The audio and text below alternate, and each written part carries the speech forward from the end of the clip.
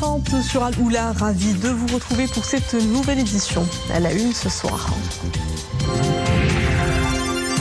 Cannes féminine, les Lionnes de l'Atlas ont marqué les esprits par leur jeu et leur combativité contre le Sénégal hier soir. 1-0, retour sur cette clôture victorieuse de la phase des groupes qui hisse le Maroc en tête de son groupe et signe sa qualification au quart final de ce tournoi à domicile.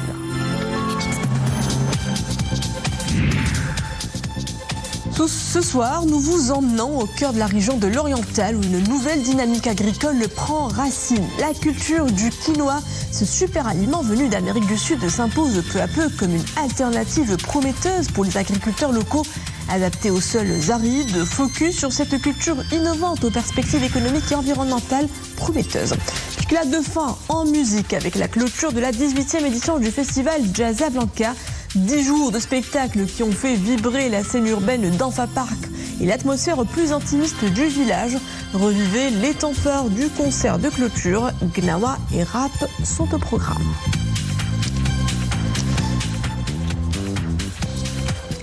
Bonsoir, et l'ont promis et l'ont fait, les Lionnes de l'Atlas ont validé leur billet au quart de finale de la Cannes féminine devant un public survolté au stade olympique de Rabat. Les joueuses de la sélection nationale se sont imposées avec caractère face aux Sénégalaises. Score final, 1-0.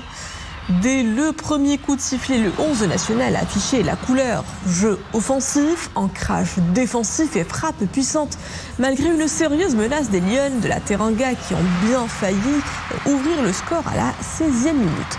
Finalement, c'est une erreur de la gardienne sénégalaise Adjin Diaye qui offrira aux Lionnes de l'Atlas l'ouverture du score tant attendue. Un but libérateur, œuvre de Yasmine Mrabat. Une victoire qui hisse le Maroc en tête du classement de son groupe avec 7 points. Les protégés de Jorge Bilda croiseront le fer avec la Zambie vendredi prochain. Place à présent au décryptage dominical de l'actualité, toujours en compagnie de notre consultant, le professeur de droit et politologue Moustapha Sahimi. Bonsoir. Bonsoir. Alors, nous venons de le suivre, professeur. Les Lionnes de l'Atlas ont rugi fort hier soir. Une victoire qui n'est pas le fruit du hasard, mais qui s'inscrit dans la continuité d'une dynamique bien plus large, celle d'un football en pleine ascension, soutenu et structuré par des entités dédiées. La Fondation Maroc 2030 vient confirmer cette dynamique. Le projet de loi portant création de cet organisme a été adopté à l'unanimité vendredi dernier à la Chambre des représentants. Quelles sont les compétences de cet organisme et en perspective des grandes échéances footballistiques à venir? Ça veut dire qu'il faut se préparer de manière efficiente à l'organisation et au succès des grandes compétitions sportives prévues dans l'agenda, en l'occurrence la Cannes 2025 et la Coupe du Monde 2030. Pourquoi la création de cette fondation? Après tout, on aurait pu penser qu'il y a des administrations, des organismes, etc. C'est parce qu'il y a une volonté royale de donner donc à cette fondation qui est d'utilité publique. C'est important à relever parce qu'elle a des termes de responsabilité qui sont particuliers. C'est une fondation donc qui a été décidée par le souverain, ça s'est traduit par un projet de loi du gouvernement, et donc c'est extrêmement important. Deuxième observation que je ne peux pas ne pas faire, c'est que ça échappe au gouvernement et ça échappe aux partis politiques. Pourquoi? Parce qu'on a eu un discours préélectoral chez un certain nombre de partis, notamment de la majorité, qui déjà se positionnaient en disant le gouvernement 2030 et qui essayaient donc de mettre en relief leur place, leur part dans la préparation de ces deux agendas que j'évoquais. Donc voilà un dossier qui sort du champ gouvernemental et partisan et qui relève donc d'une volonté royale. C'est une fondation extrêmement importante. Elle a comme mission quoi? De coordonner les actions de l'État et des collectivités locales, j'y insiste donc, pour la préparation des deux agendas que j'évoquais, la Cannes 2025 et la Coupe du Monde 2030. Essentiellement 3 axes. Le premier, c'est le suivi des projets. Évidemment, il y a une série de grands projets qui sont sur la table. Deuxièmement, la gestion des ressources humaines technique et financière évidemment. Et puis, troisième axe aussi, de veiller au respect de la conformité par rapport au cahier de charges et de la CAF et de la FIFA. Alors, à noter maintenant cette question, comment elle est organisée cette fondation? Il y a 4 organes. Il y a un premier, pour ce qui est sa gouvernance, le premier organe, c'est le président du comité, qui rencontre régulièrement Sa Majesté le Roi. C'est donc, vous voyez, le suivi du souverain. Deuxième organe, le comité exécutif qui comprend un certain nombre de représentants de ministères. Qui est compétent pour définir des orientations, qui approuve le budget annuel, etc.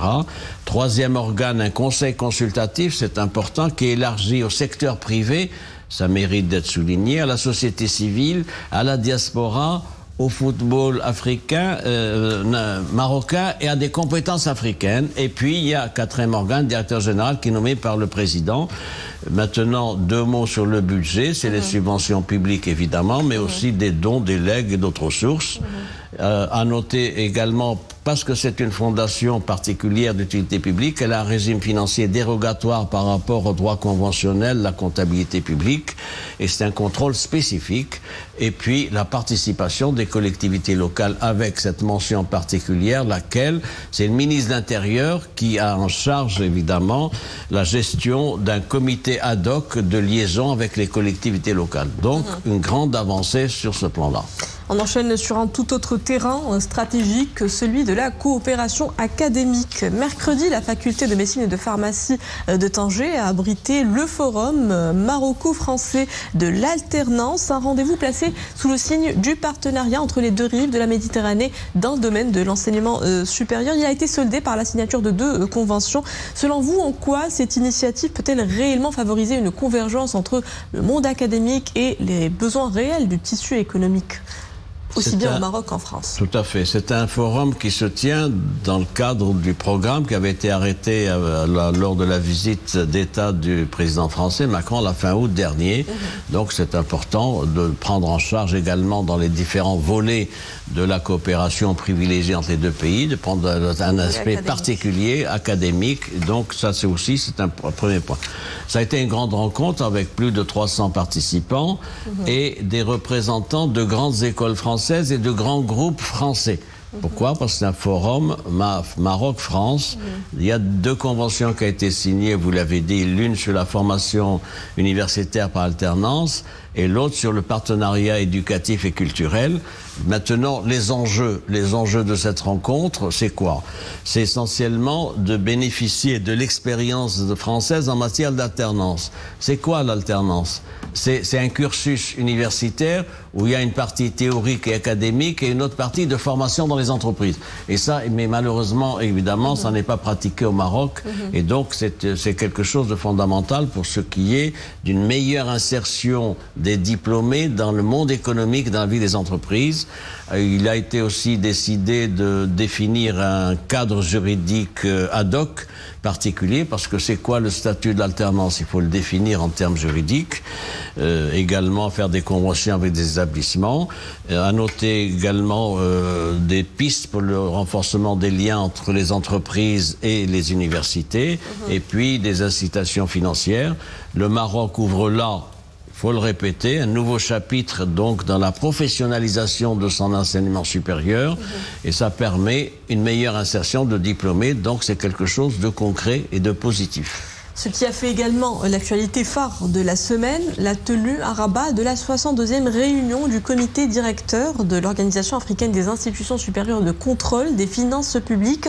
La rencontre fixe le cadre d'une coopération accrue entre les institutions supérieures de contrôle africaines, avec pour point d'orgue la passation de pouvoir du Cameroun au Maroc, qui abritera désormais le siège permanent de l'Afrosaï. Quel objectif affiché pour le Maroc en accueillant cette 62e réunion de l'Afrosaï et puis quelle retombée sur la gouvernance financière? Vous l'avez dit, le siège de cette organisation africaine, c'est à Rabat. Donc de nouveau, la capitale du royaume devient la capitale donc de cette organisation continentale africaine, qui est l'Organisation des institutions supérieures de contrôle des finances publiques. Et le siège est à Rabat. D'ailleurs, il y a un accord d'établissement qui a été signé entre notre ministre des Affaires étrangères, Alassane Bouita, et le responsable de cette organisation. Siège à Rabat, alors que précédemment, le siège était au Cameroun, à Yaoundé. Donc voilà quelque chose d'intéressant. C'est une organisation qui, pour l'heure, ne comprend que 13 membres, 13 États membres sur les 54. Ça veut dire qu'il y a encore une quarantaine d'États membres de l'Union africaine qui ont de gros progrès à faire pour se doter des instruments efficients de contrôle des finances publiques. En tout cas, c'est déjà ce noyau de 13, c'est important. Les thèmes débattus lors de cette rencontre sont les suivants. Le premier, c'est la technologie, les big data, notamment l'amélioration des audits. Les audits, c'est la gestion la gestion donc pointilleuse et contrôlée des finances publiques. Également noter le renforcement des compétences, sans oublier un certain nombre de priorités stratégiques, la professionnalisation, la digitalisation, la coopération régionale et internationale. Pour répondre maintenant à votre question sur le Maroc dans cette affaire-là, le Royaume affirme un rôle croissant, Maroc, sur la scène continentale, je l'ai dit, avec la place et le rôle de la Cour des comptes, qui est un modèle donc de bonne gestion, de bonne gouvernance, de transparence et de reddition du compte. La première présidente de la Cour des comptes a fait des propositions à cet égard, des propositions pour davantage de consultation, plus de professionnalisation, une expertise africaine mutualisée, c'est-à-dire partagée entre les membres, et puis voilà qui fait de nouveau du Royaume un hub continental pour ce qui est des institutions de contrôle public. Je vous remercie, professeur Moustapha Salimi, pour tous ces éclairages. Merci à vous. 311 000, c'est le nombre de candidats scolarisés à avoir décroché le bac cette année, toutes filières et sessions confondues, y compris le rattrapage. Le ministère de tutelle affiche un taux de réussite définitif de 83,3%, en légère baisse par rapport à l'année dernière. À noter que près de 60 000 élèves ont pu décrocher leur diplôme grâce aux épreuves de la session de rattrapage. Une étape charnière et un tournant majeur pour ces jeunes bacheliers qui traceront leur voie dans l'enseignement supérieur ou alors la formation professionnelle.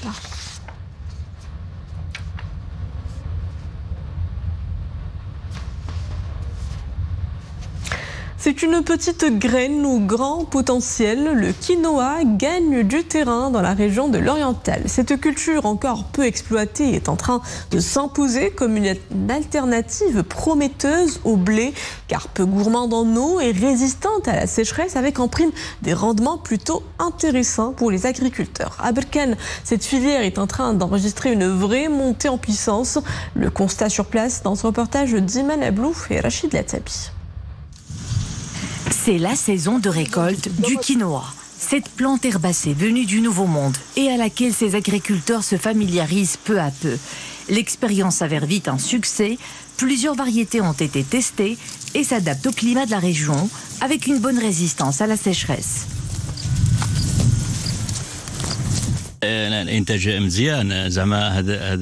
Nous avons une bonne récolte. Cette plante est très rentable. Nous avons cultivé une superficie de 2,5 hectares. Elle est très économe en eau. Nous n'avons eu recours à l'irrigation que 2 fois et les résultats sont au rendez-vous.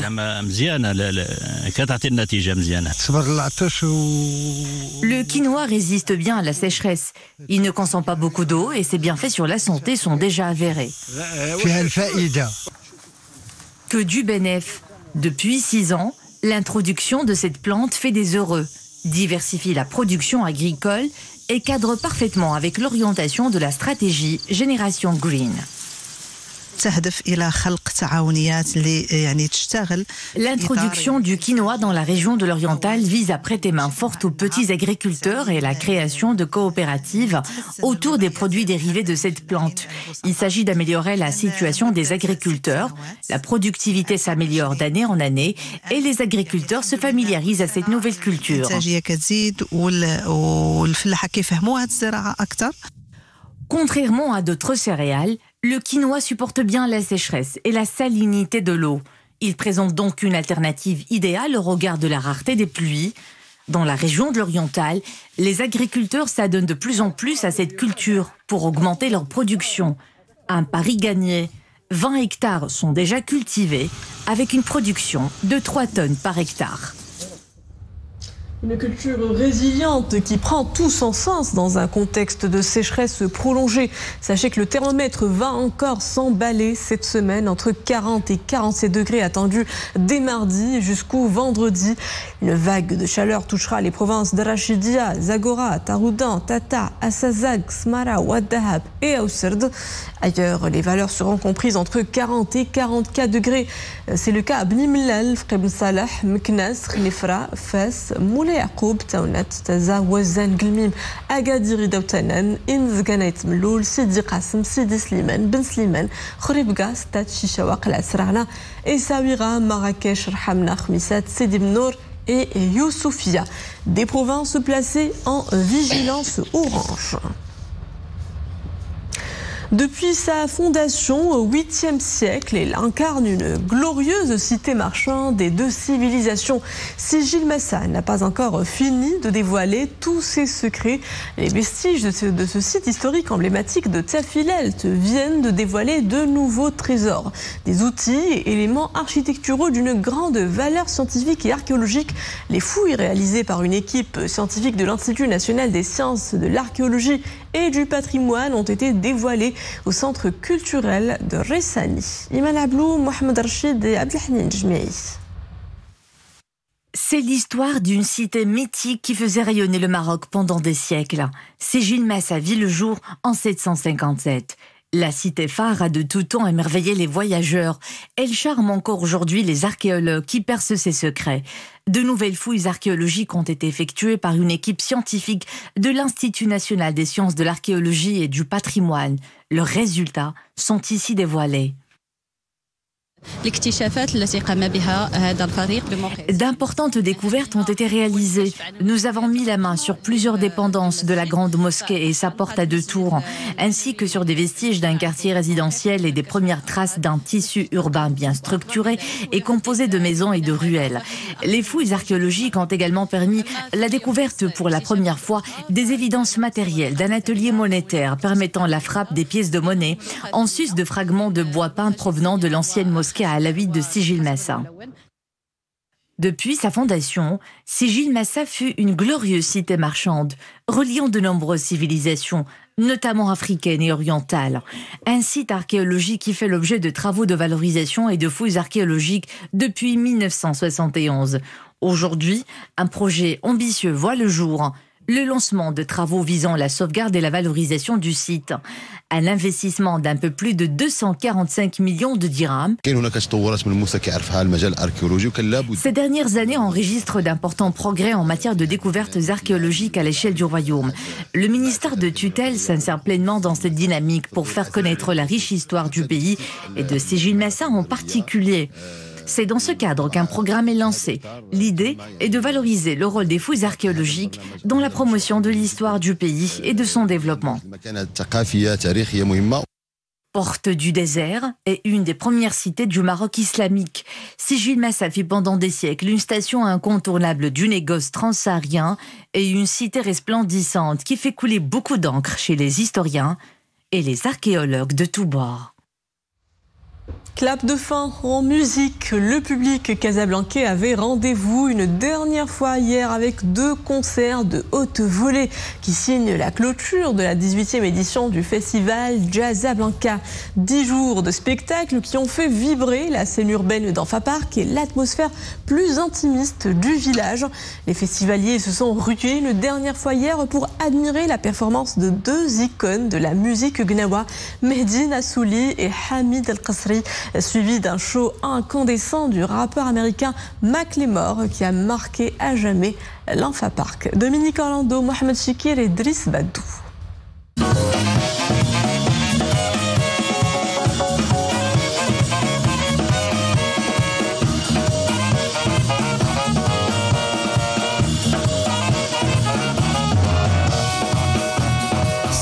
L'année 2006 qu'a été lancée la toute première édition de Jazzablanca et depuis bientôt 2 décennies, L'événement a su se développer de façon toujours constante et quasi inexorable. Les Casablancais, dans leur ensemble, ont vite choisi de se l'approprier, bien qu'ils ne soient plus tout à fait les seuls aujourd'hui.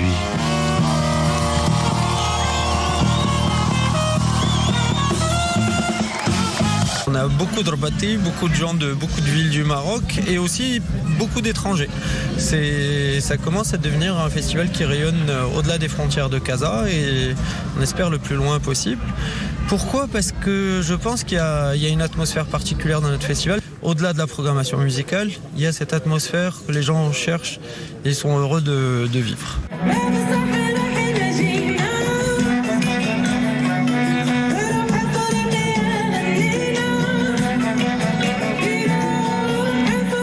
Festival initialement consacré au jazz qui a su s'ouvrir à beaucoup d'autres courants musicaux.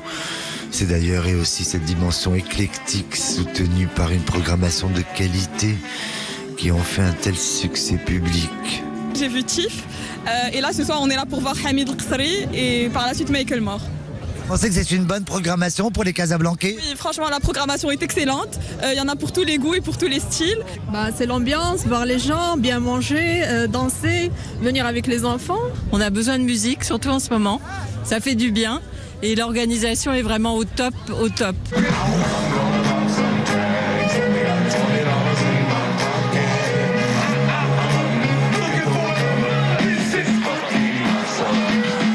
Cette édition 2025 est d'ores et déjà considérée comme une édition charnière qui a osé et réussi le pari d'étendre les festivités non pas sur un seul week-end, mais sur 2 week-ends, soit 10 jours complets. Ils se sont achevés hier soir en apothéose avec un Michael Moore venu de Seattle avec la ferme intention de marquer les esprits.